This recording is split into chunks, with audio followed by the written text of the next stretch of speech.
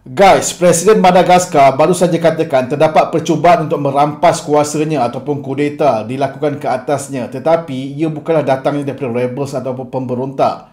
Ia datang daripada askar elit dia sendiri.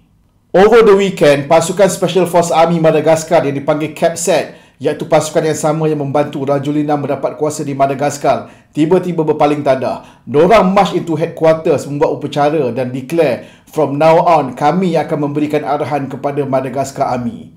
Dorang even melantik dorang punya new General Chief, iaitu Demestini Pikulas, depan batang hidung Presiden Rajolina.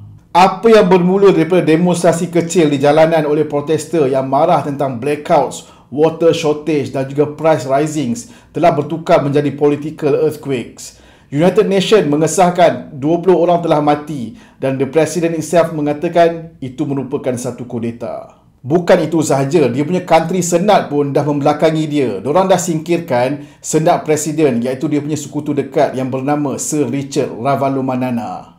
Perdana Menteri dia, iaitu seorang lagi General Askar, mengatakan diorang ready untuk berbincang dengan protester dan juga militeri. Tetapi di belakang tabir, siapa yang berkuasa dan siapa yang membuat keputusan, Army, Presiden ataupun pemberontak, tiada siapa lagi yang tahu buat masa ini. Untuk memahami krisis ini, kita perlu tahu Madagaskar mempunyai sejarah military power struggles. Malah pada tahun 2009, Presiden sekarang Rajolina menggunakan tentera untuk melakukan kudeta dan mengambil kuasa. Sekarang tentera yang sama melakukan hal yang demikian kepadanya.